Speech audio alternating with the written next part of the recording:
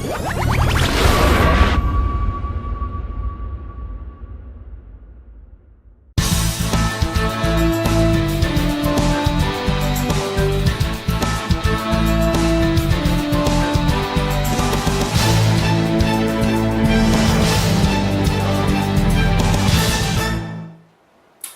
going on, guys? Chris Atwood here, back with our third installment of Member of the Month.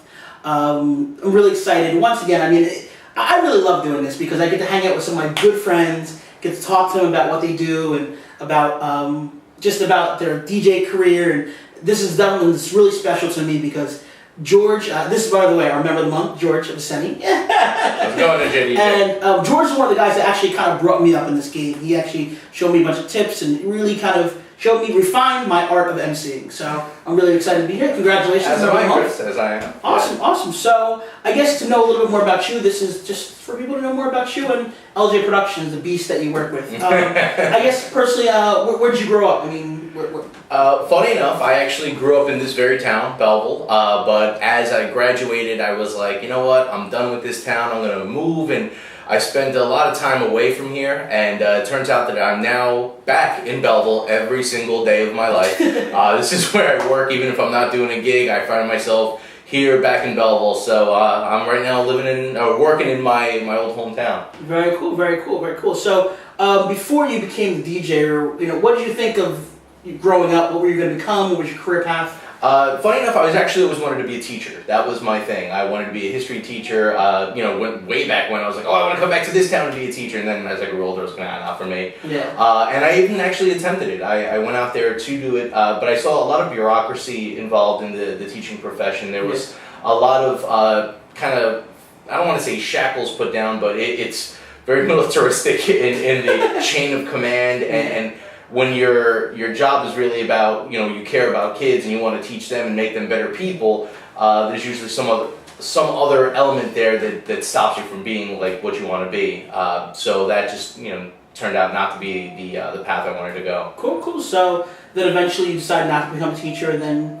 Well, actually, before you were a DJ, before you were teaching, or how did that work? Well, I've been DJing now for 14 years, and originally it was always like maybe I'll teach and DJ on the side. It's a great little side job. If you guys are ever looking for DJs, look into teaching. I got that from Mike Walter, but he was also very right because I myself was that, and the guy who got me into the business, both Jack and myself, was a teacher. Cool. So I know there's a little history of LJ DJs.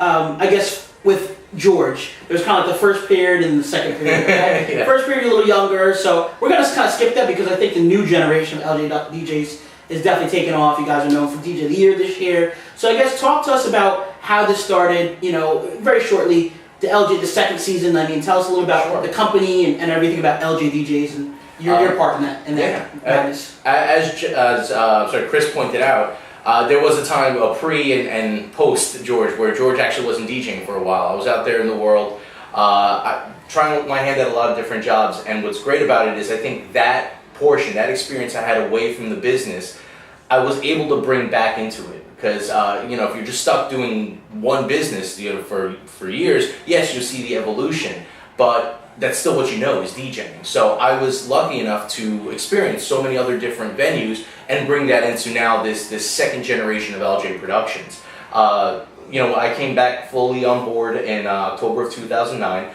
Literally, I had one foot on a plane to Costa Rica, and the other foot was on its way to Costa Rica too. And Jack presented me with a great opportunity where he'd been like, I really need somebody. I think this is taking off. I could use your help. At the time, I also met my wife, so I had two good reasons to stay behind. I did one wedding for some old friends of ours, and that was it. That's when it kind of got me back, and I turned to Jack. I was like, let's do this. And that's pretty much what you handle. Besides being an MC, amazing MC, you also do a lot of stuff inside the office, right? You do almost every.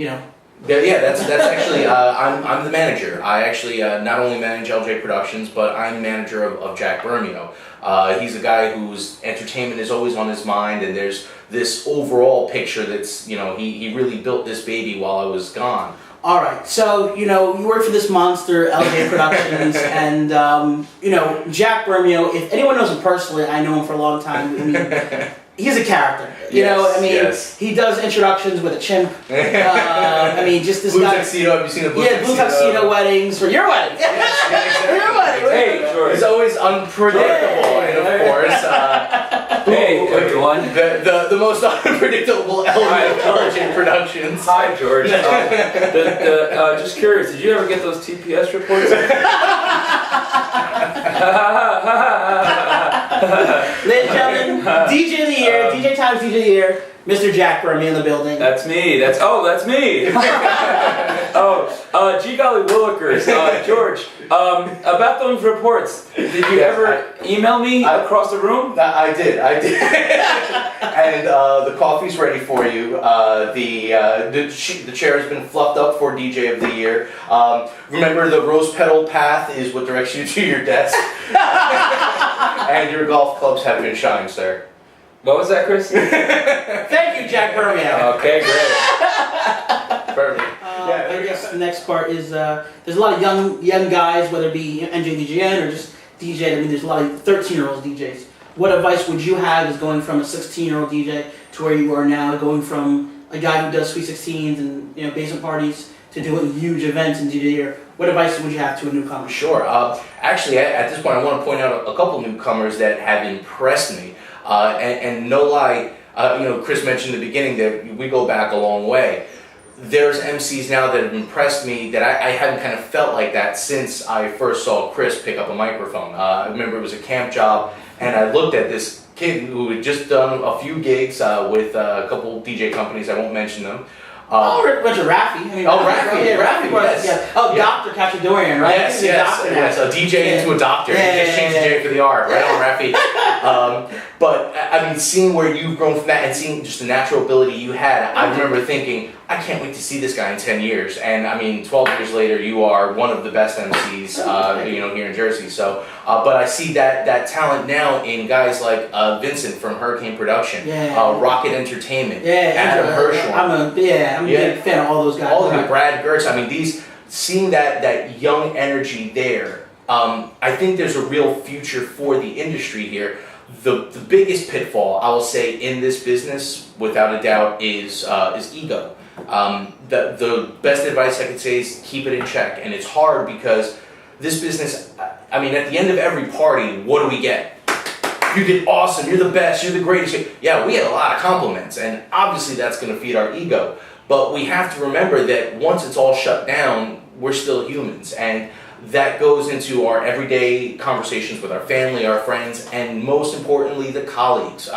It's funny, sometimes you walk into a place and you see the smugness in the air, and it's all self-created from us. I think that we do just need to take a step back and just kind of appreciate that we have an awesome job and that there's so many varieties of DJs out there that any niche can be taken care of, but we kind of have to keep that ego in check and I guess let our talents and our skills speak for themselves and not our just our mouths. Thank you so much once again. This is George. How can they find out more about you? Please check us out on Facebook. We have a Facebook fan page, LJ Production Entertainment. Also check us out online, www.ljdjs.com. And I mean, check us out Vimeo, YouTube. You see a lot of stuff. If you're looking for Jack specifically, often you can find his poster in the post office, most wanted ad, usually things like that. But NJDJN, I will see you every Tuesday, starting in April again. Thank you, awesome. Thank you very much. Once again, our member of the month. Thank you so much, and we hope you practice and enjoy. See you guys later.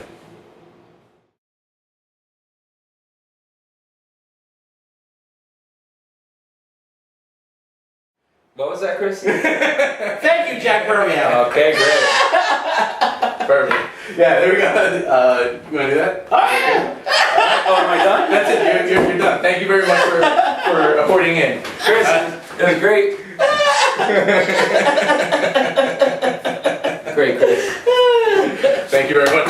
Very much. Very much. Very much. Very much.